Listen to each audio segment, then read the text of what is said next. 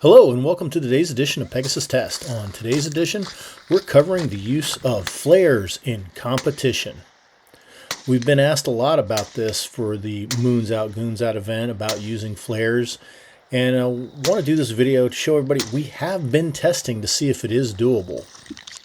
All right, interesting result. So we popped the flare up, and as soon as the steel target downrange was illuminated, it was blending in pretty good. It took a little time to find it, but when I did, I heard 3 solid hits.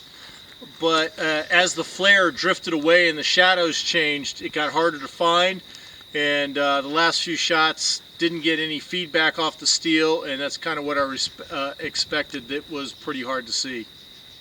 But interesting overall. So under flares, you can engage targets. You can do it effectively. I'm approximately 75 meters from a half-sized IPSC steel target at night with a 26.5 millimeter flare.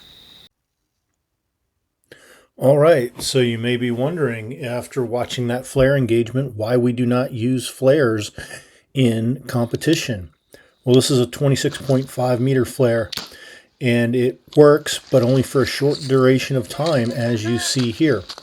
And in a 3 to 4 minute stage, I would expend at least $20 in flares. These things cost anywhere from $4 to $7 when you can find them. And on top of that, we'd have to launch multiple flares per stage for there to be a meaningful engagement. And that would just not be cost effective because, like I said, you'd be spending a minimum of $20 to $30 per shooter per stage to be able to do this type of event at a match. And at that, the match price would go through the roof, because when you multiply that number by the number of shooters, you get into the thousands of dollars of cost right away. Stand by. All right, but there's more than one type of flare.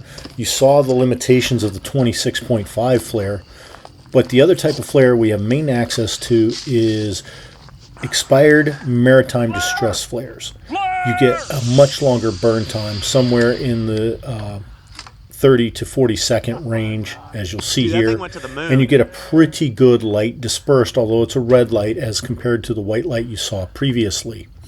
But the shooter here is making his engagements using a Krag Jorgensen rifle and 30-40 Krag, manually loading, and he's getting it done. He can see the targets in the limited time that we allowed for this. He was able to get a hit during the flare it is going down. In several of the tests that we did with this, with semi-automatic firearms, getting 5 hits was not unusual, and the best score we achieved was somebody getting 8 hits. So it was eminently doable, but there were problems that you will see here in the next clip.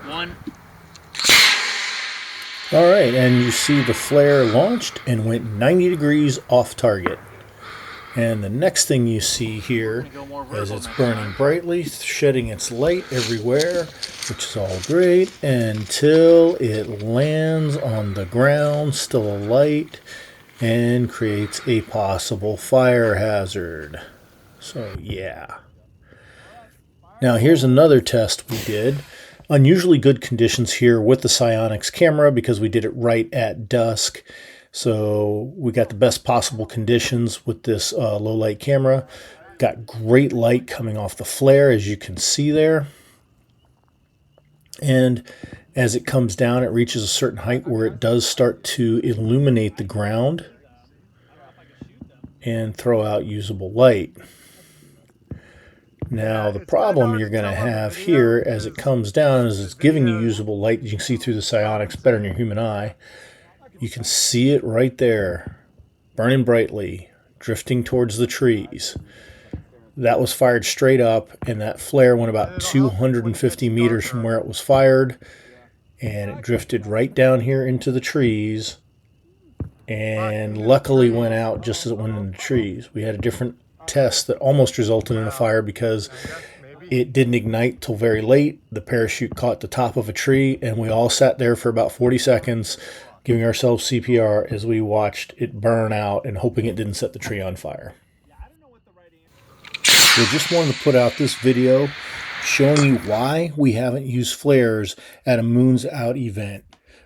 One is cost prohibitive on one type of flare, and the other flare is, while cost efficient, also a very big fire hazard, and nobody wants to pay to go to a match and then have everything burned down around them. So we'll keep testing ideas, and if we ever do have the ability to put flares into a match, we will definitely give it a try.